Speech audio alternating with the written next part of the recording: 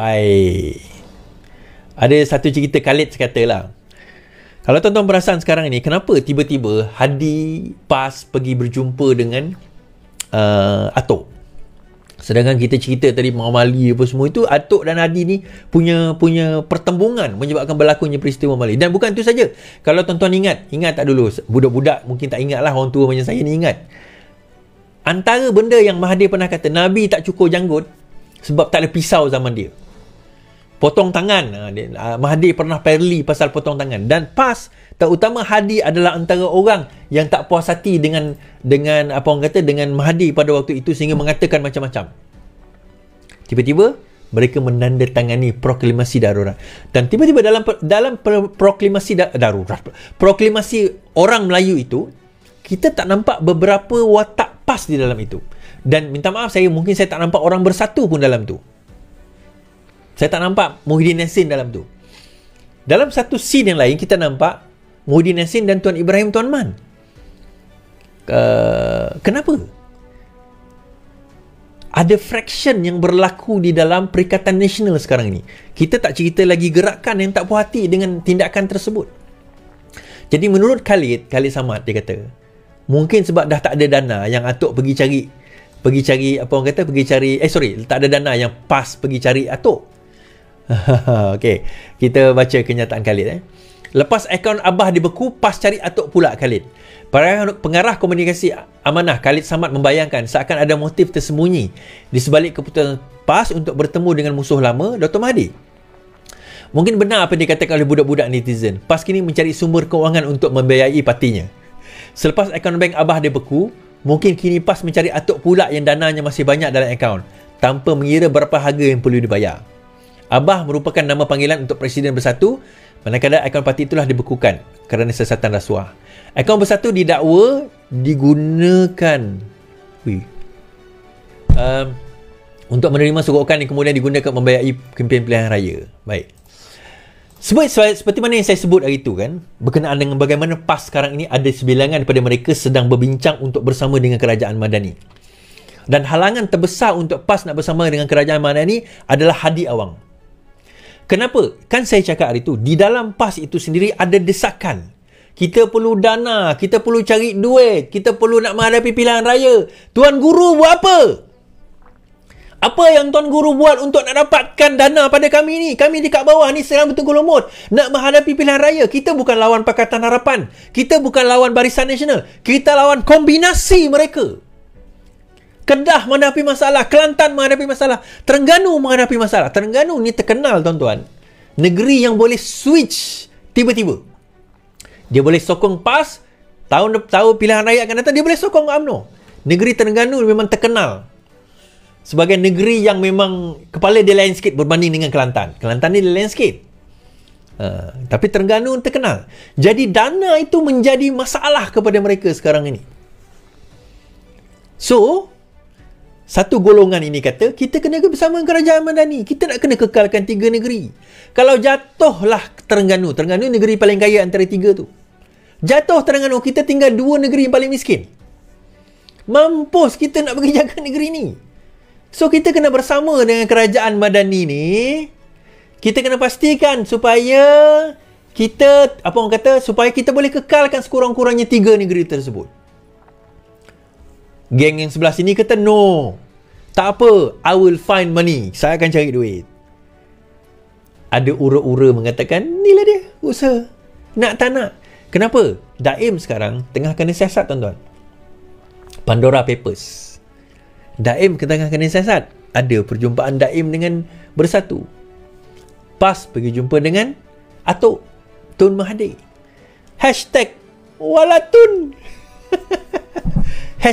#Walatun tuan-tuan. Walatun. Dulu bukan main maki orang tua tu. Dia maki kita. Kenapa bersama dengan Mahathir? Kenapa bersama dengan Mahathir? Sekarang dia. Ini bukan kali pertama dia orang bersama dengan Mahathir tuan-tuan. Ini kali kedua. Ingat tak dulu? Himpunan bukan Padang Merbuk. Yang dia orang sign. Masa tu sama juga. Mufakat sebelum terjadinya Mufakat Nasional. Ya, pada masa itu. Dia orang bersama masa itu dengan Tun. Nak membentuk kononnya proklamasi juga untuk orang Melayu. And we must remember, jangan kita lupa akan peristiwa tersebut. Rupanya ada kemungkinan juga. Sebab itu ada satu ulasan di bawah. Saya menarik ya, saya nak baca ulasan ini. Kenapa nyawa bersatu di hujung kuku pas? Saya baca. Tulisan Hasmi Hashim. Abdul Hadi Awang bersama beberapa orang pimpinan kanan menghadap Dr. Mahathir di kediaman mantan Perdana Menteri itu 2 kali. Di sana mereka menandatangani proklamasi orang Melayu. Foto rombongan yang Hadi turut duduk bersama Mahathir ditularkan entah oleh siapa. Bukan baru sekali ini. Sebuah dokumen yang mengatasnamai Melayu dikeluarkan oleh Mahathir. Dokumen yang maksud dengan sama pernah dikeluarkan dengan pelbagai seperti deklarasi, proklamasi dan sebagainya. Apapun namanya, bahkan apapun isinya, tidaklah begitu bermakna lagi kepada orang bangsa Melayu. Selagi ia ditulis dan dikeluarkan oleh Mahathir, dokumen seumpama itu akan dilihat oleh orang Melayu sebagai helah untuk membakar sentimen bangsa dan kaum semata-mata. Sebagai taktik politik, PAS juga hendak tumpang tui. Bermain sentimen perkauman yang sama.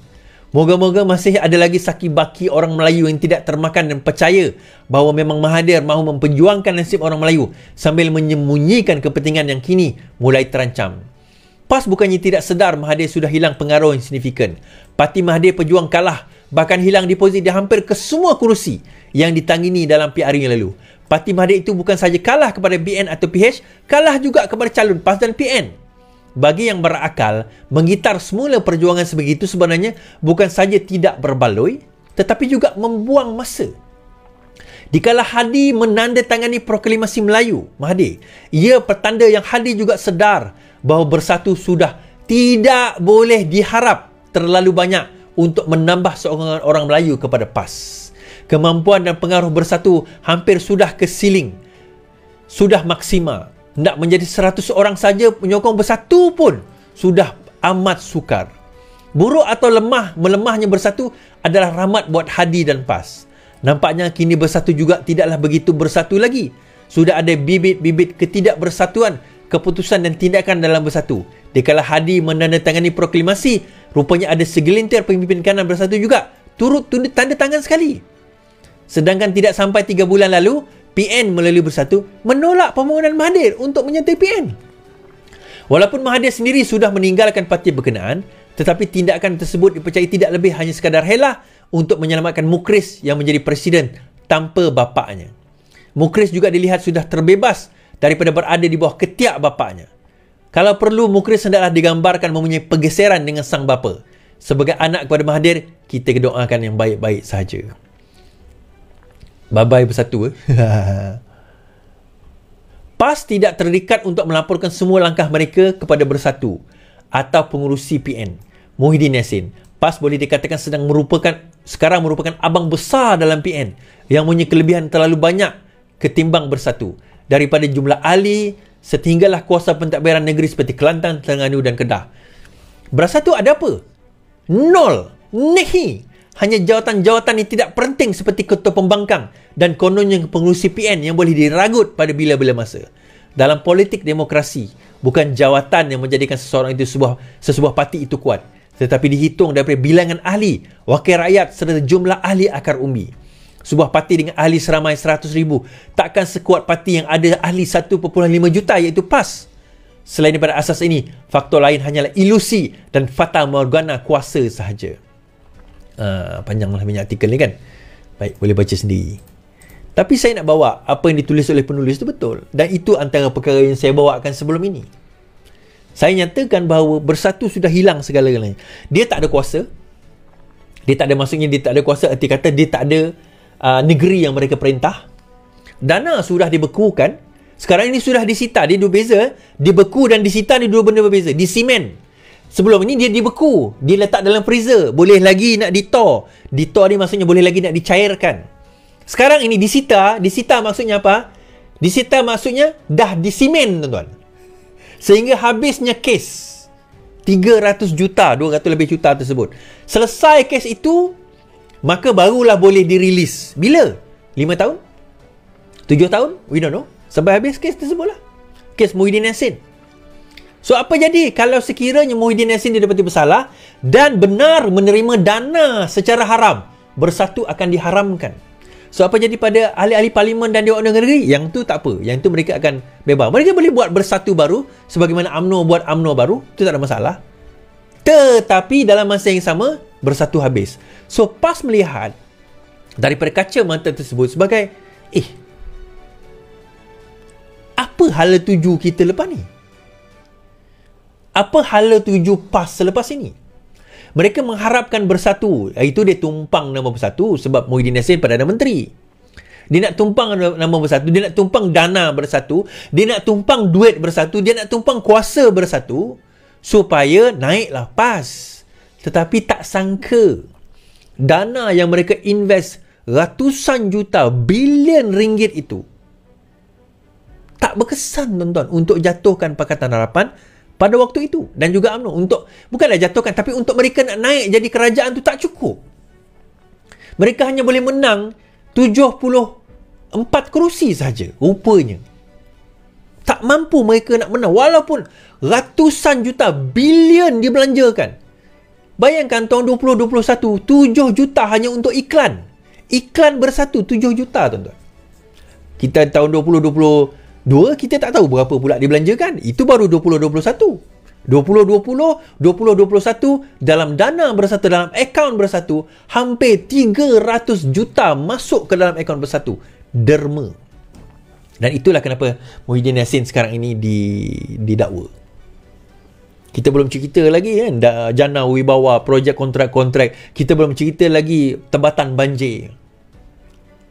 Jadi dalam suasana dan keadaan dan kemelut yang ada ini, mereka tahu mereka dah tak boleh ke mana. Isu dia tak boleh nak main. Ada yang bangkitkan isu OPR. Saya kata zaman PN 4 kali OPR naik, 3 bulan sekali naik. Sebab tu saya tak nak bawa isu OPR ni. Saya tak salah kan, saya pernah buat video pasal OPR sebelum ini. Saya kata OPR ini di bawah kuasa Bank Negara Malaysia. Saya tak salahkan PN 4 kali naik pun, saya tak salahkan. Sebab dia 3.5 tu turun kepada 1% OPR. Kan? Dia mengganggu rakyat tak mengganggu rakyat itu cerita lain. Tapi maksudnya dia sekarang ini bounce back kepada jumlah asal sebelum PKP, iaitu 3.25. Sekarang ni 3. Ada kemungkinan akan naik lagi sehingga at least 3.25. Match pada OPR sebelum PKP. Sebab masa PKP dia turun jadi 1. Kenapa turun jadi 1? Kerajaan bagus ke? Tak, masa tu semua tutup. OPR pun tak guna. Kan? Nak bayar hutang pun tak boleh. So nak kena turunkan jumlah hutang supaya rakyat boleh bayar hutang. Pada waktu itu, bukan kerajaan tentukan, bukan Perdana Menteri, bukan Menteri Kewangan, tapi ditentukan oleh panel dalam Bank Negara Malaysia. Itu cerita lain. Tapi apa isu dia nak bawa? Dia tak ada isu. So dia bangkitlah isu, sekarang ini kerajaan akan bertukar, orang ni akan akan letak jawatan, mereka sekarang ini berada di tempat sekian, gerakan sekian. Cerita tu dah tak ada dah, tuan-tuan. Dia nak wujudkan cerita itu atas tujuan apa? Terima kasih Faisal. Kan? Atas tujuan apa? Apa tujuan dia nak wujudkan cerita tersebut? Sebenarnya mudah saja. Sebab dia tak ada modal nak dijual lah.